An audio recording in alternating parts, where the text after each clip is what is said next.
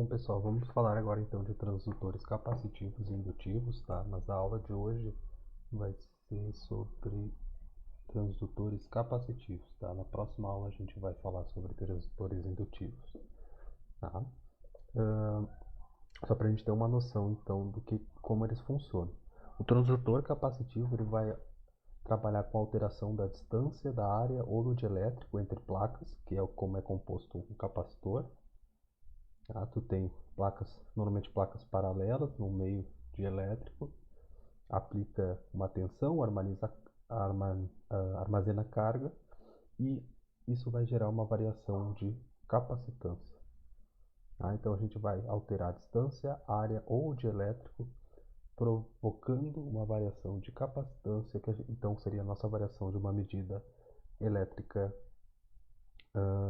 conhecida.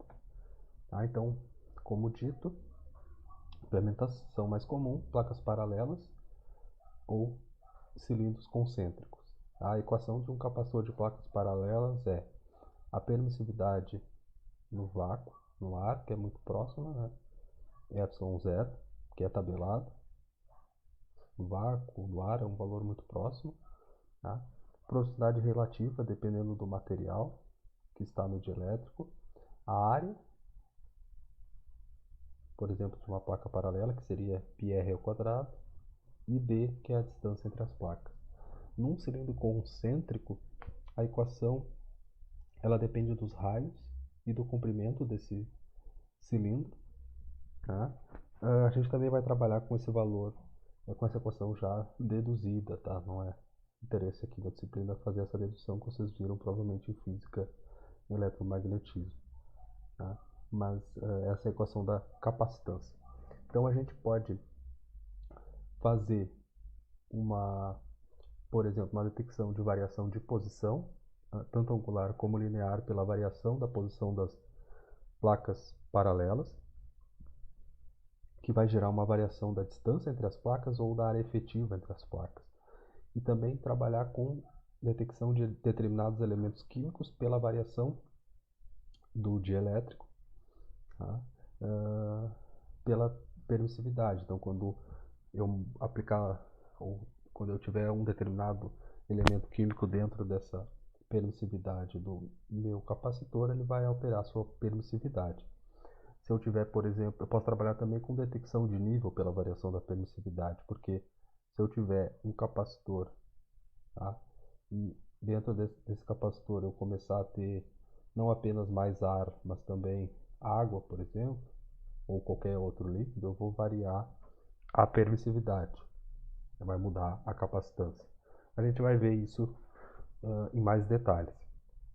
Tá? Por exemplo, se eu aplicar aqui uma pressão ou uma força, um deslocamento, então ele vai detectar tanto pressão, força, deslocamento, são grandezas que estão compatíveis com a variação de posição dessa placa paralela. Eu vou ter uma capacitância inicial, C0, que seria sem deslocamento. E à medida que tiver um deslocamento ΔD, digamos que eu expandi, nesse sentido eu puxei essa placa paralela aqui de baixo, a distância aumenta, eu tenho mais ΔD. Tá? Só que daí a minha capacitância ela se torna inversamente proporcional ao ΔD. Só que lembre-se, o XC, que está relacionado com a impedância, JXC, que está relacionado com a impedância do capacitor, né? Ela é proporcional, né, a 1 sobre C. É 1 sobre ômega C, né? Mas eu coloquei que é proporcional a 1 sobre C. Tá? Então, quando a gente calcula o 1 sobre C, a gente consegue deixar o ΔD aqui uma constante, 1 sobre C0, que é a capacitância sem deslocamento, e fica esse termo aqui, que é uma constante, as permissividades vezes a área, vezes o ΔD. Então, nessa forma, quando a gente trabalha com a impedância e não com a capacitância, a relação ΔD e capacitância é linear. capacitância não, e impedância, tá? Vou riscar aqui, CC é linear, tá? Porque a relação de C e ΔD não é linear, mas a relação de 1 sobre C e ΔD é sim linear. Só que a gente está dependendo aqui, ó, essa variação, o ΔD com 1 sobre C vai depender desses valores aqui, ó, epsilon 0, ER, da área, enfim. Só que pode ter variáveis espúrias, como por exemplo contaminação do dielétrico, deslocamento planar de uma placa, mudança do paralelismo, acoplamento de condutores detrás das placas. Então, a ideia é trabalhar com 3 placas, há uma alternativa para eliminar essas equações aqui, ó, esses parâmetros aqui, ó, ER, epsilon0, A e C0, por exemplo. Como esses valores podem ser variáveis espúrias que mudam ao longo do tempo, uma ideia de fazer a medida é utilizar um capacitor diferencial, onde tu tens 2 capacitores, tá? O capacitor aqui seria o C1 e aqui embaixo o C2, onde o C1 vai ser ER, epsilon0, A, que é a área, D mais ΔD, que seria uma variação. Digamos que eu leve essa placa aqui para baixo, teria essa distância D mais essa variação, ΔD, enquanto que o C2, que faltou botar igual, seria D menos ΔD. Por quê? Porque essa distância aqui é D, mas a distância entre as placas ficaria, após o deslocamento, D menos ΔD. Tá? Então, eu consigo monitorar as duas capacitâncias que eu estou medindo, e se eu subtrair uma da outra e somar esses dois valores que eu estou medindo, essa subtração dividida pela soma vai ser igual a ΔD sobre D. É só vocês somarem essas duas equações e depois subtraírem, desculpa, essas duas equações e depois somarem elas, vocês vão ver que os termos se anulam e fica apenas ΔD sobre D. Ou seja, dessa forma a gente consegue estimar as capacitâncias medidas com o ΔD sem ter que utilizar a multiplicação aqui por esses fatores que são variáveis ao longo do tempo. Então a gente elimina a influência da alteração do dielétrico e da dilatação térmica das placas, por exemplo. Tá? Outra maneira também é de mudar a área efetiva. Ali a gente estava mudando a distância entre as placas. Aqui, quando eu mover, por exemplo, nesse sentido aqui, uma placa, girar, por exemplo, um cursor, vai mudar aqui a área efetiva de uma placa paralela. Tá? Então, o C1, que seria, aqui seria o C, tá? Com as placas fixas. Depois que move, o C fica com essa outra expressão. Por quê? Porque a área A, que era a área efetiva anteriormente fixada, vai ser reduzida de ΔA. Então modificou a área. Então, eu consigo também medir deslocamento angular pela variação da área efetiva. Certo? Então dá para medir pressão, força, deslocamento pela diferença da distância entre as placas, e eu consigo medir também o deslocamento angular pela variação da área efetiva. Eu posso utilizar tanto placas paralelas como também cilindros concêntricos. Daí eu só tenho que utilizar aquelas equações lá que foram definidas anteriormente. No início da aula eu mostrei para vocês essas equações da capacitância, e aqui no caso utilizou 2 capacitores também para poder eliminar a permissividade e o raio da equação para evitar a alteração do dielétrico e dilatação das placas, o que alteraria os raios e a permissividade.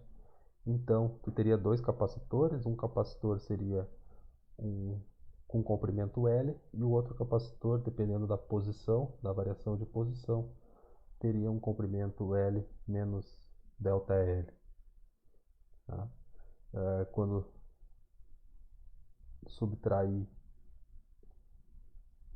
quando tu divide um pelo outro, tu consegue eliminar daí tanto o ln de R2 sobre R1 como 2π epsilon 1, epsilon 0. Tá? Daí fica dependendo apenas de menos variáveis não controláveis, certo? Aqui tem o caso daí de que se utilizar dois capacitores para tentar tornar ainda mais menos suscetível à alteração do dielétrico, alteração térmica das placas no movimento angular. Nesse caso aqui, daria já que tu já consegue eliminar dividido um pelo outro, mas ainda fica, deixa eu ver, dependendo do D não, nem do epsilon 0. Então, aqui é só uma outra forma de expressar, tá? Mas se quiser trabalhar com um capacitor diferencial também para medir deslocamento angular.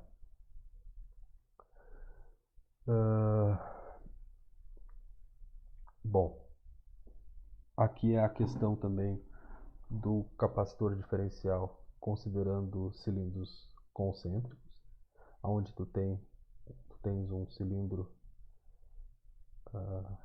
definido, externo, e tu modifica a posição do cilindro interno, então o comprimento vai ficar L menos ΔL e L mais ΔL, que foi o que a gente viu antes também.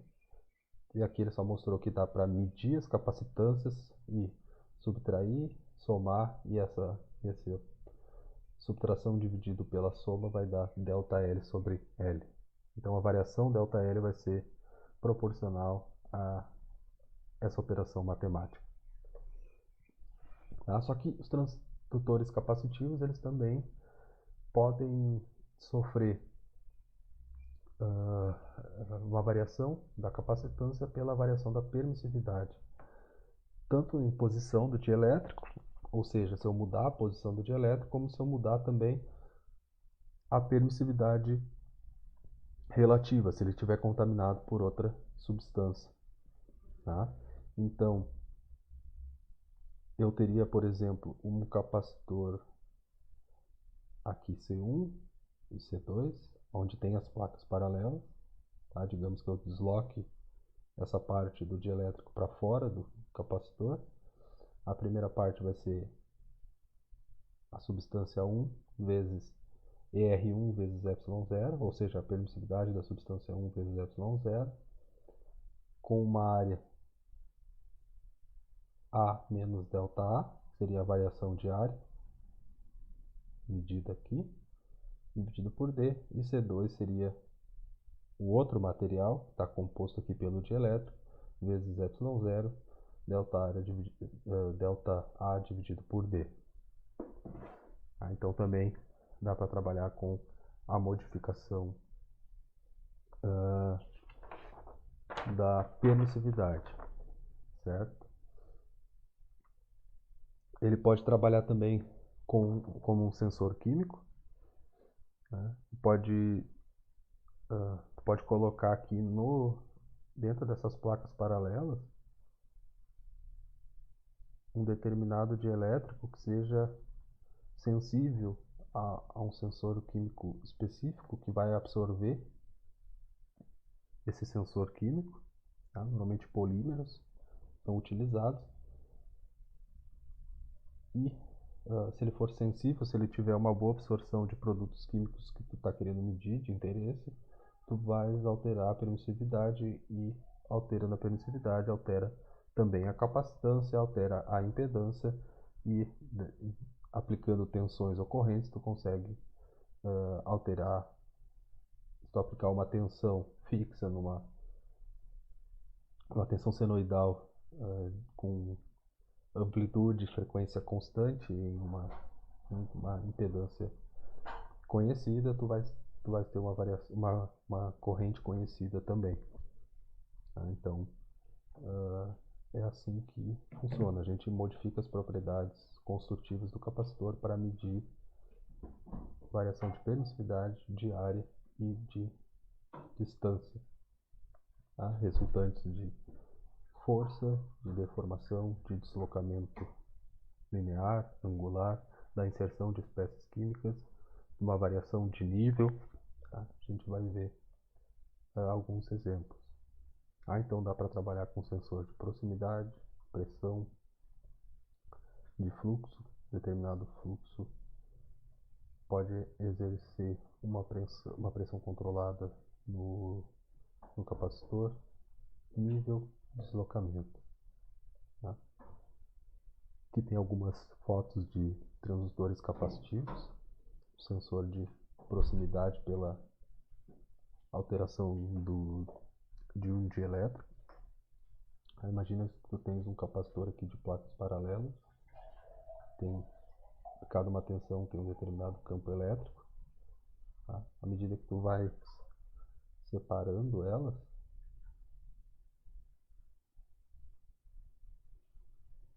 ainda tem a formação do dielétrico, tá? E funciona mais ou menos assim. Eles ainda têm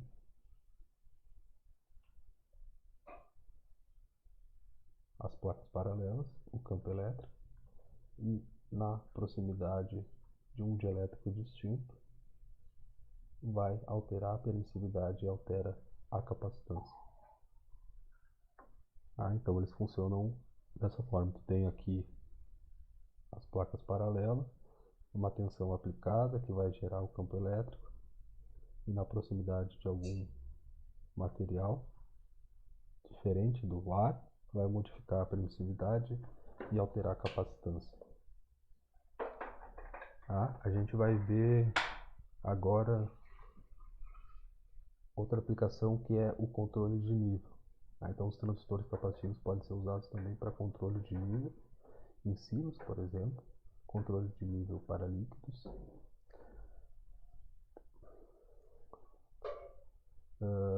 contagem de caixas em linha de produção pelo um sensor de proximidade, verificar se todas as garrafas numa linha de produção têm um líquido ou não, porque vai depender da conteúdo da garrafa, a permissividade em contato ou na proximidade de um transistor capacitivo. Essa é uma vantagem também do transistor capacitivo, tu não precisa ter um contato para identificar a proximidade, porque como eu mostrei para vocês aqui, a simples presença próxima de um capacitor já vai alterar a permissividade do meio. Uma aplicação também são as telas touchscreen, onde tu tens aqui umas matrizes, linhas e colunas, onde chega uma informação para o processador. Tem diferentes capacitores aqui, e no momento que tu coloca o teu dedo, por exemplo, nessa região aqui da tela, tu vai modificar a capacitância efetiva nessa linha, nessa coluna, e tu pode passar essa informação para o processador. Ele vai saber que tu colocou o dedo nessa posição da tela. Então a posição do dedo é detectada na linha e coluna que apresentarem maior acoplamento capacitivo, ou seja, maior variação de capacitância pela proximidade do dedo com o capacitor. Por quê? Porque a aproximação do dedo aumenta a constante dielétrica. Então dá para fazer uma aplicação muito útil, né? Muito utilizada hoje em dia, do touchscreen a partir de sensores capacitivos. E uma última aplicação então que a gente vai ver, que eu quero passar um exercício, são o capacitor por detecção de nível. Então, aqui tu tem, por exemplo, o ar e um determinado líquido.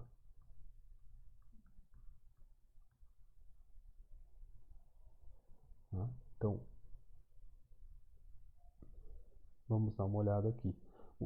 Tu tem aqui dois cilindros, ou seja, tu tem um capacitor de cilindros concêntricos, onde a altura H corresponde à altura com o líquido e a altura L, a altura resultante do capacitor. Então, o capacitor C2 é esse daqui, é o do líquido. A gente tem a equação 2π, εr1, ε0, ou seja, o εr1 é o epsilon do líquido. A altura é o h, é justamente esse comprimento aqui. E os raios são R1 e R2. Aqui está o capacitor. Esse aqui seria um tanque, eu coloco um capacitor ali dentro. Então aqui seria o C2. E aqui em cima eu tenho C1. Tá? Só que o C1 ele é 2π epsilon 0, porque não tem o líquido, então não precisa multiplicar pela permissividade relativa. E a altura vai ser a altura do capacitor L menos H, que é a altura do líquido, dividido por Ln de R2 sobre R1. Então dá para calcular a altura do líquido por essa expressão aqui, combinando as duas equações. Tá? Então, a partir disso, eu vou deixar um exercício que a gente vai resolver na próxima aula síncrona, tá? Considerando aqui que esse líquido é água. Tá? E a água tem uma permissividade relativa de 80. Tá? Além disso, que o raio R1 é igual a 30 milímetros, o raio R2 é igual a 80 milímetros. Estou usando valores costumam ser coerentes na fabricação de sensores capacitivos. Uma altura total de 125 milímetros. Tá? E a pergunta é qual que é o H? Então a pergunta é o seguinte: foi medido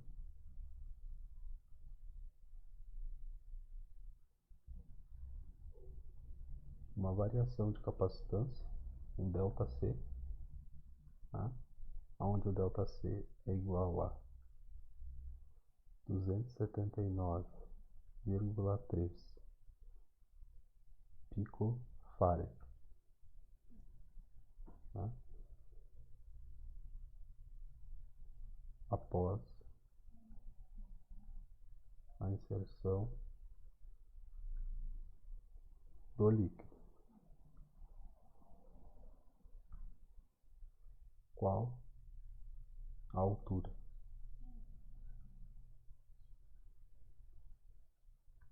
Então, qual que é a altura H do líquido? O que significa isso? Que eu tinha uma capacitância C0 sem o líquido, e depois que eu coloquei o líquido, a minha capacitância,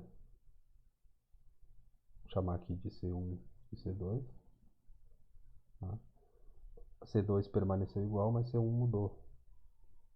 Tá? Então eu tive uma nova capacitância C0', depois que entrou o líquido. E essa variação de capacitância é igual a 279,3 picofarad. Qual que é o H que resulta nessa variação? Tá? Fica de exercício esse problema e a gente discute então na próxima aula síncrona, tá certo? Então é isso, a próxima aula então vamos tratar desses assuntos das últimas aulas e depois iniciaremos os transistores indutivos, ok? Até a próxima aula.